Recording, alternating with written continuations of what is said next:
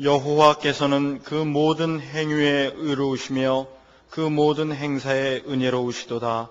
여호와께서는 자기에게 간구하는 모든 자, 곧 진실하게 간구하는 모든 자에게 가까이 하시는도다.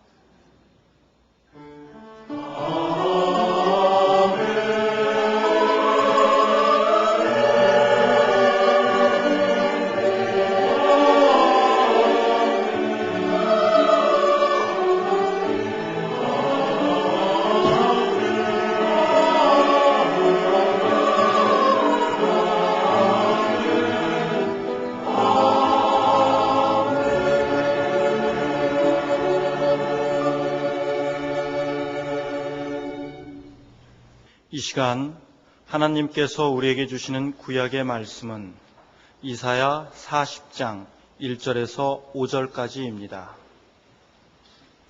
1012쪽입니다.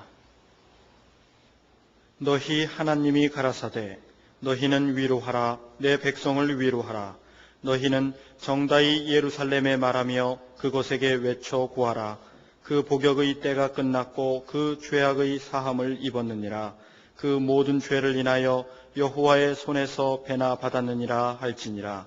외치는 자의 소리여 가로되 너희는 광야에서 여호와의 길을 예비하라. 사막에서 우리 하나님의 대로를 평탄케 하라. 골짜기마다 도두어지며 산마다 작은 산마다 낮아지며 고르지 않은 곳이 평탄케 되며 험한 곳이 평지가 될 것이요 여호와의 영광이 나타나고 모든 육체가 그것을 함께 보리라. 대저 여호와의 입이 말씀하셨느니라. 아멘. 우리들의 마음을 여시사 하늘의 귀한 말씀 깨닫게 하여 주소서. 아멘. 하나님께서 우리에게 주시는 신약의 말씀은 사도행전 9장 31절입니다. 203쪽입니다.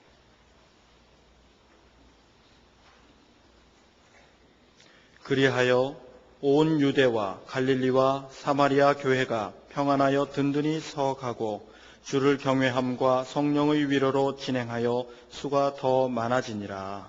아멘.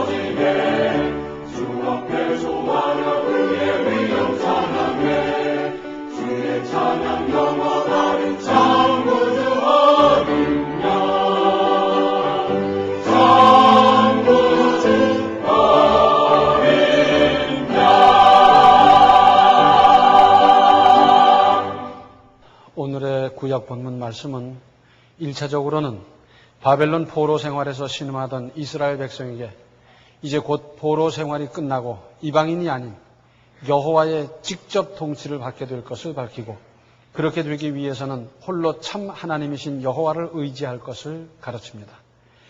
그리고 멀리는 메시아의 오심을 가리키면서 그를 맞아 그분의 통치를 받을 것을 예언하고 있습니다.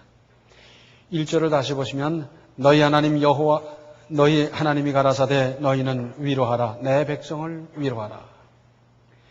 이 말씀을 핸델의 메시아 서곡에 인용을 하고 있죠. 직접적으로는 바벨론 포로가 된 이스라엘 백성에게 돌아가게 될 소식을 전하는 것이었습니다.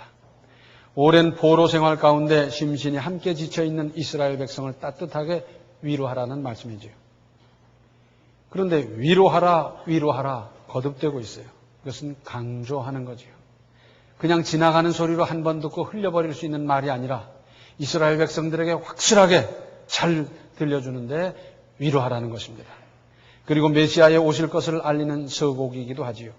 메시아의 오심은 인류 최대의 위로고 복음 곧 가장 기쁜 소식 아니겠어요? 예수께서 오시는 것보다 더 좋은 소식이 인류 역사상 있을 수 있겠습니까? 그러면서 2절에 너희는 정다이 예루살렘에 말하며 그것에게 외쳐 고하라. 그 복역의 때가 끝났고 그 죄악의 사함을 입었느니라. 그 모든 죄를 인하여 여호와의 손에서 배나 받았느니라 할지니라. 위로하되 그들의 마음에 깊이 새겨지도록 외치라는 겁니다.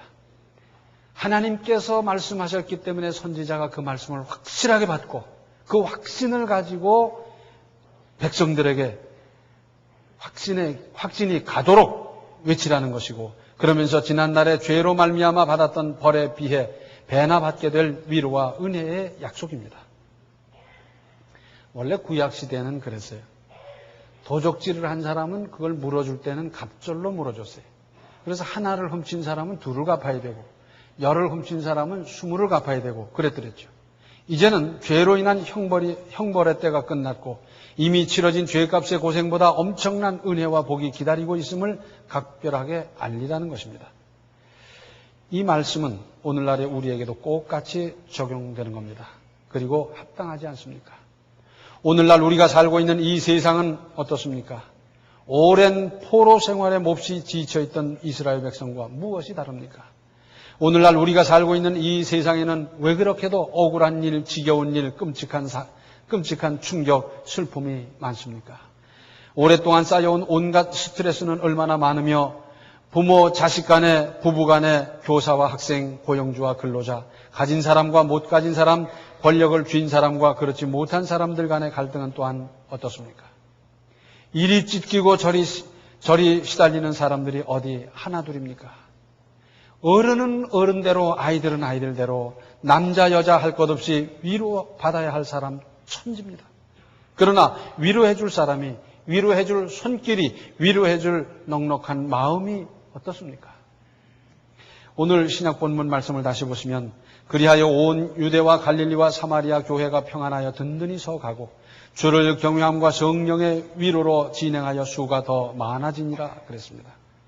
여기서 특별히 주목해야 할 대목은 성령의 위로로 진행하여 그랬는데 이 뜻은 성령의 위로로 정진하여 하는 겁니다.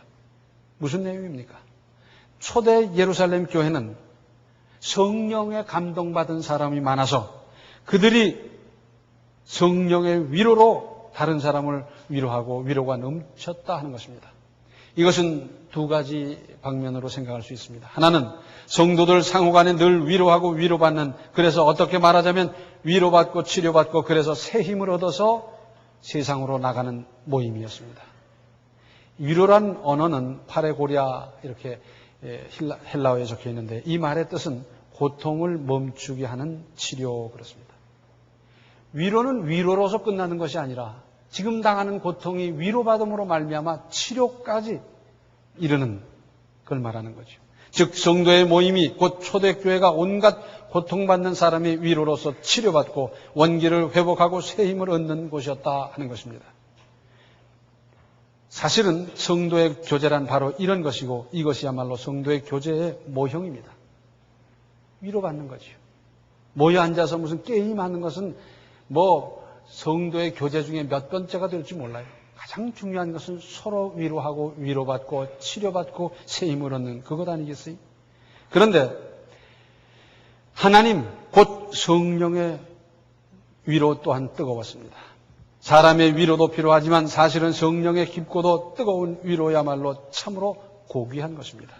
그래서 이 성령의 뜨거운 위로를 사모하십시오. 반드시 역사가 따를 것입니다. 사람의 위로가 자칫 잘못될 수도 있기 때문입니다. 슬픔이나 고통, 재난당한 사람을 위로해 놓고 나서는 사람들이 그걸로 끝내질 않아요.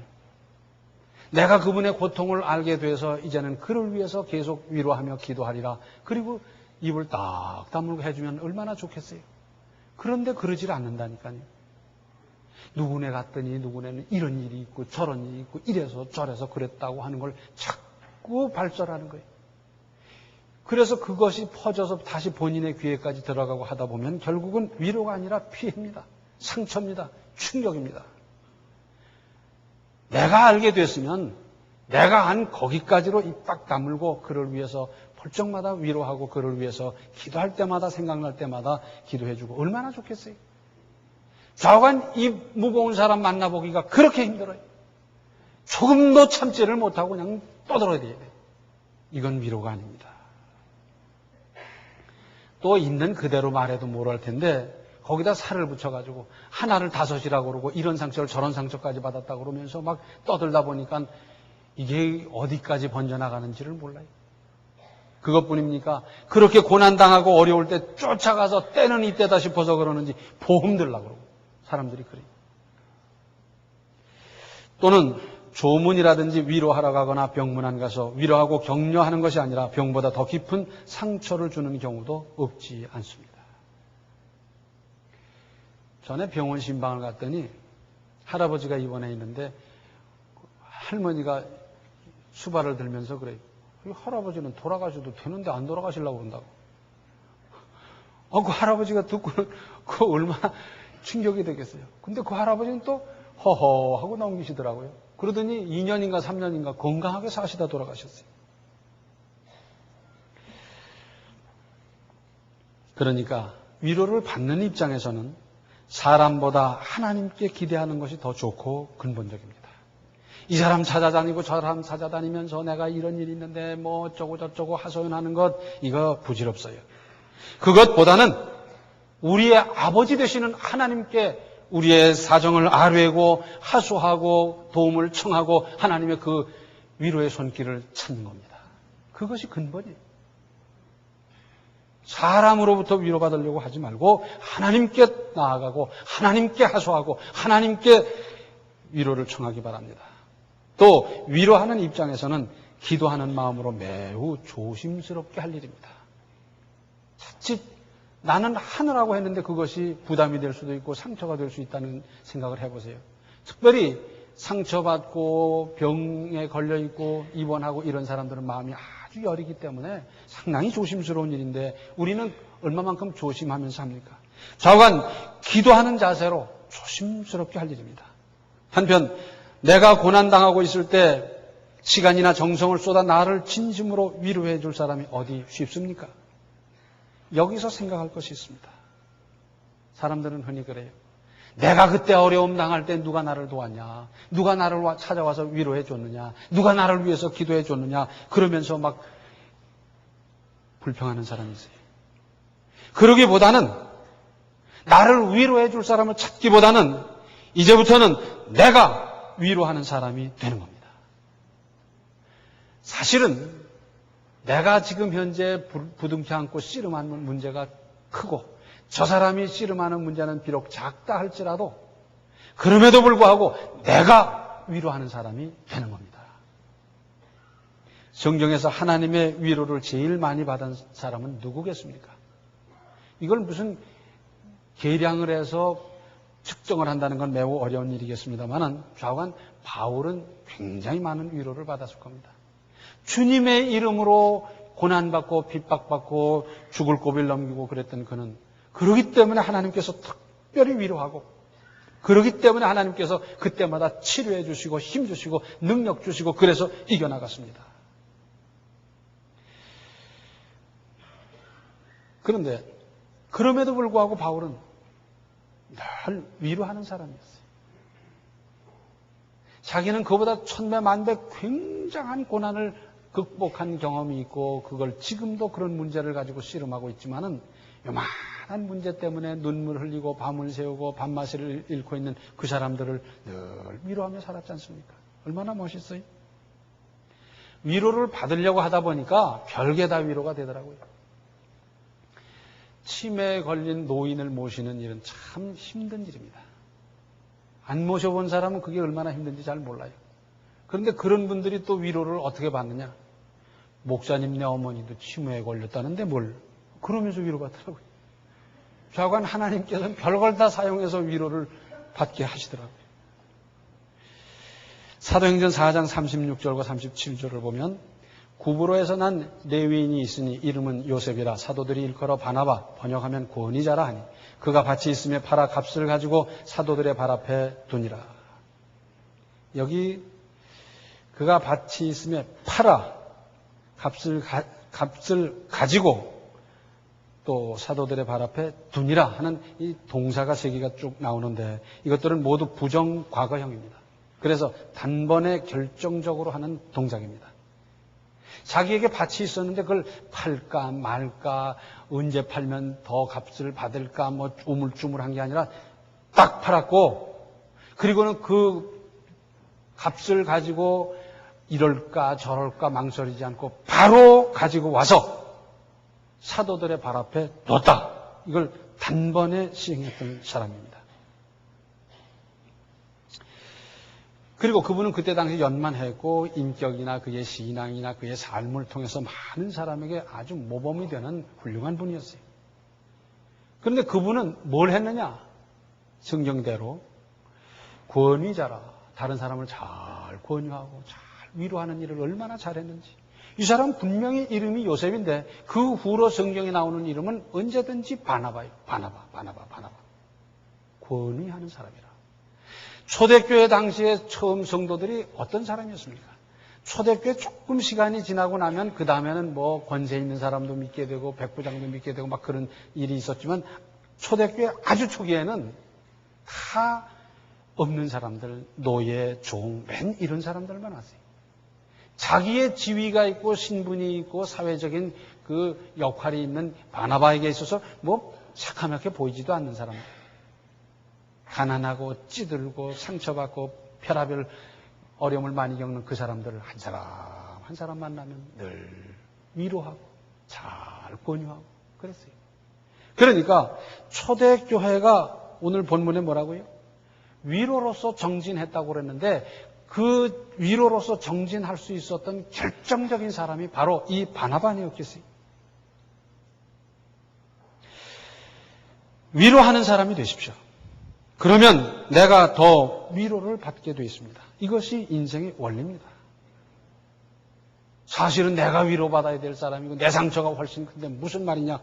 그러나 우리 믿음 있는 사람들은 그럼에도 불구하고 내가 위로하는 겁니다.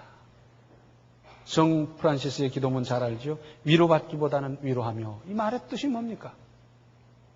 내 상처가 크냐 네 상처가 크냐 그걸 따지는 것이 아니라 나는 어떤 경우에도 위로하는 사람이 되겠다. 그 말 아니겠어요? 사랑받기보다는 사랑하며 그랬는데 사람은 제가 사랑 안 한 것은 생각 안 하고 왜 나를 사랑하지 않느냐 늘 그럽니다. 사실은 모든 여건으로 보아 내가 먼저 손을 내밀고 내가 먼저 사랑해야 될 형편인데도 불구하고 그렇게 하기보다는 왜 나를 사랑 안 하느냐. 그런데 사랑받기보다는 사랑하며 하는 이 말은 뭡니까? 어떤 경우에 있든지 나는 사실은 그들로부터 사랑받아야 될 입장에 있다 손 치더라도 나는 사랑받기보다는 사랑하는 사람의 입장에서 사랑하는 손길로 사랑하는 마음으로 사랑하는 자세로 살겠다. 그 말 아니겠어요? 거듭 말씀드립니다마는 위로를 하면 사실은 내가 위로를 더 받게 돼 있어요. 사랑을 하면 내가 사랑을 더 받게 돼 있어요. 이게 참 하나님께서 하시는 일의 신비스러운 부분입니다. 어떤 인생을 사시겠습니까? 사랑하며 사시겠습니까? 사랑받으며 사시겠습니까? 사랑받을 필요도 있죠. 위로하며 사시겠습니까? 아니면 위로받으며 사시겠습니까? 고린도전서 16장 15절로 18절을 보면 이런 말씀이 있습니다. 형제들아, 스데바나의 집은 곧 아가야의 첫 열매요 또 성도 섬기기로 작정한 줄을 너희가 아는지라. 내가 너희를 권하노니 이 같은 자들과 또 함께 일하며 수고하는 모든 자에게 복종하라. 내가 스데바나와 부드나도와 아가이고에 온 것을 기뻐하노니 저희가 너희의 부족한 것을 보충하였음이니라. 저희가 나와 너희 마음을 시원케 하였으니 그러므로 너희는 이런 자들을 알아주라. 자, 저희가 나와 너희 마음을 시원케 하였느니라. 얼마나 멋있어요. 시원하게 해줬대요. 근데 어떻게 시원하게 해줬느냐에 대해서는 자세히 기록 안 돼 있고 바로 앞에는 부족한 것을 보충해 줬다 그랬어요. 이건 아마도 생활 필수품이라든지 그런 거 조금 가져왔겠지. 그런데 그 생활 필수품이 왔다는 것 때문에 그걸 가져다 줬다는 것 때문에 마음이 시원해졌겠습니까? 그것도 물론 하나의 원인은 됐겠습니다만은 마음을 시원하게 하게 했다는 것은 간단한 게 아니잖아요.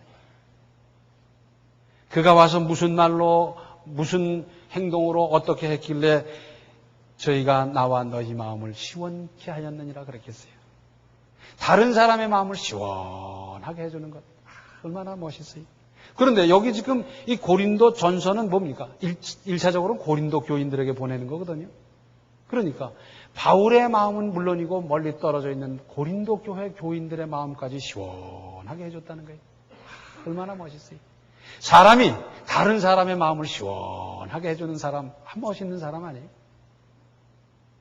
그래서 그 선배를 만나면 마음이 시원해지고 그 삼촌을 만나면 마음이 시원해지고 그 구역장님을 만나면 마음이 시원해져서 또 만나고 싶고 감사하고 참 그리워지고 그런 사람쯤 돼야 그 믿는 보람이 있지 않겠어요? 만약에 다른 사람이 나를 볼 적에 부담스럽고 뭔가 언짢아서 슬슬 피하는 존재가 된다면 어떻게 되겠어요? 가정에서도 그런 사람이 있더라고요. 아버지 나타나면 슬슬 피하고 할머니 그러면 무서워하고 뭐 또 어떤 사람 나타나면 아이고 또 무슨 일이 있을까 싶어 슬슬 피하고 그것이 다른 사람이 아닌 나라고 하면 기가 막힌 거 아니겠어요? 여러 사람이 나를 찾아오고 함께하고 그래서 시원함을 얻고 그러고 돌아가서 새 힘이 돼서 일을 하고 그런다면 참 좋겠는데 말입니다.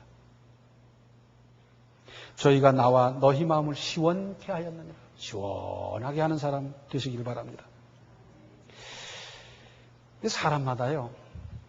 기본적으로 사람이 이기적인 존재 아닙니까? 그러다 보니까 위로 받으려고만 하는 거예요.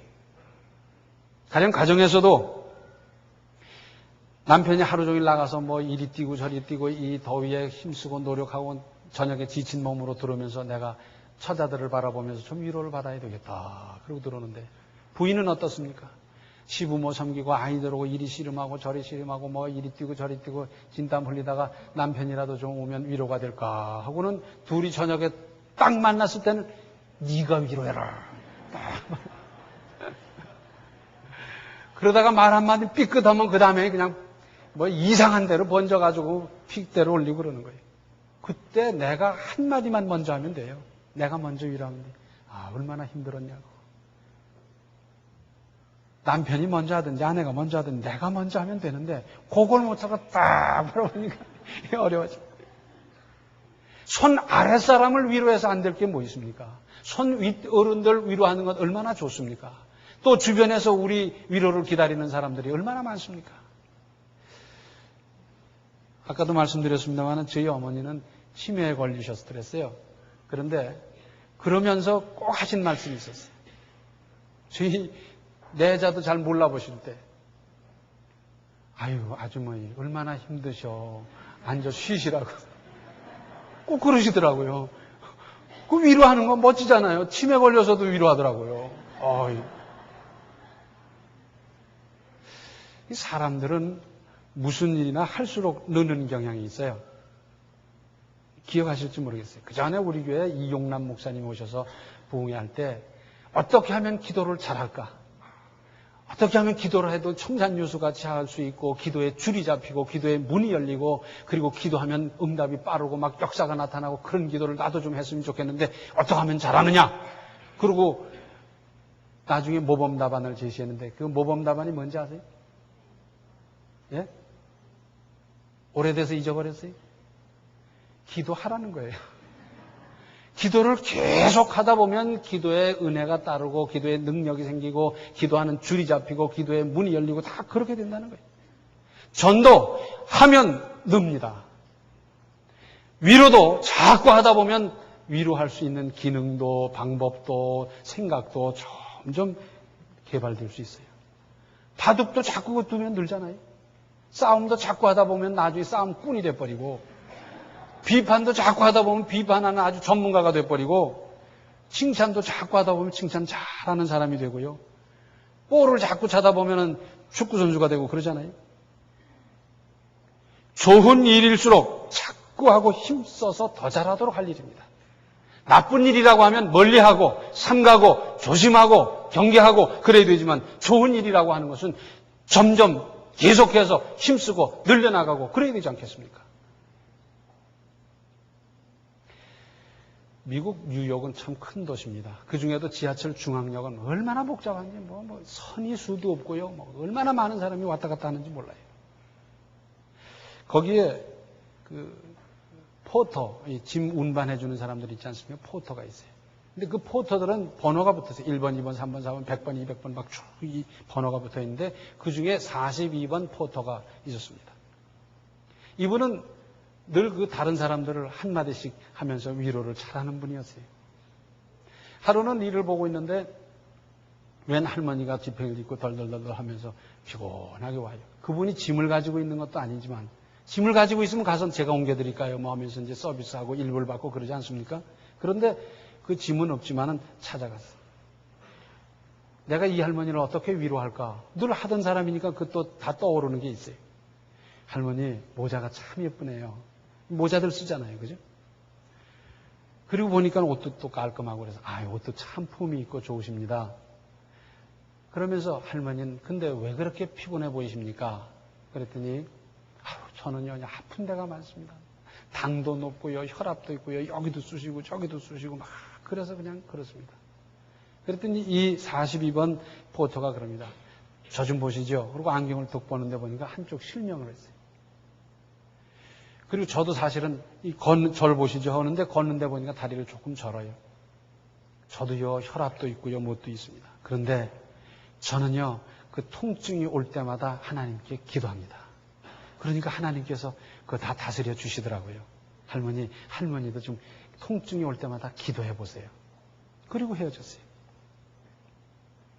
그리고 살아가고 있는데 하루는 그 방송에서 부릅니다. 42번 포터 오시오. 그 사무실에 갔더니 웬 젊은 이쁜 여자가 있어서 이 포터를 만났습니다. 42번 그 아저씨입니까? 그랬습니다. 아저씨 이런 일이 있었지요. 하면서 지금 바로 그 얘기를 하는 거예요. 근데 늘 그러다 보니까 그런 일이 있은 것도 같고 없었던 것도 같고 그런가 봅니다. 그랬더니 그 할머니가 제 어머니입니다. 그런데 아저씨의 그 말씀을 듣고 그때부터는 이 통증이 오면 찡그리고 신경질 부리고 그러기보다는 주여 하면서 하나님 찾고 예수님 찾고 기도하면서 사셨습니다. 그래서 그전 신경질 부리고 짜증 부리고 살던 시절과 다르게 기도하면서 명랑하게 사셨는데 그 후로 2년을 사셨고 엊그저께 돌아가셨는데 그 우리 어머니가 저한테 이 말씀을 하셨습니다. 반드시 뉴욕 중앙역의 42번 포터를 찾아가서 내가 그때 이후로 기도함으로 말미암아 이렇게 명랑하게 2년을 살다 갔노라고 고맙다는 그 인사를 꼭 전해달라. 그래서 제가 왔습니다. 얼마나 보람 있는 일입니까? 다른 사람의 마음을 시원하게 해주고 믿음으로 살게 해주고 얼마나 큰 일을 했습니까? 우리도 이제는 위로받기 위해서 여기저기 찾아다니고 주장하지 말고 위로하는 사람이 되어서 더 큰 위로를 받고 더 큰 위로를 누리는 그런 인생 살아가시기를 바랍니다. 기도하시겠습니다. 은혜로우신 아버지 하나님, 저희들은 그저 위로받으려고 힘써왔던 이기적인 신앙들이었습니다. 내 백성을 위로하라고 분명히 말씀하셨는데 만나는 모든 사람을 믿음으로 기도하는 마음으로 잘 위로하는 사람들이 되게 하여 주시고 위로함으로 더 큰 위로를 받을 수 있는 우리들의 인생 되게 하여 주시옵소서. 그래서 모일 때마다 마음을 시원하게 하고 가슴이 시원해지고 우리의 형편이 시원해지는 성도의 교제가 뜨거워질 수 있게 하여 주시고, 그렇게 해서 구역마다, 그렇게 해서 부서마다 큰 역사가 이제부터 나타나게 하여 주시며, 이런 역사를 통해서 우리 모든 성도들이 가는 곳마다 하나님의 나라를 건설할 수 있게 하여 주시옵소서. 예수님의 이름 받들어 간절히 기도하옵나이다. 아멘. 위로 받으려 하기보다는 위로하는 믿음으로 살아가십시오. 지금은 생명의 주 예수 그리스도의 은혜와 하나님 우리 아버지의 극진하신 사랑과 성령의 감화, 감동, 충만, 교통하심이 하나님의 위로를 구하고 주변의 모든 사람을 위로하며 살기로 작정하는 모든 성도들 머리 위에 이제로부터 영원토록 함께 계시기를 간절히 축원하옵나이다. 아멘.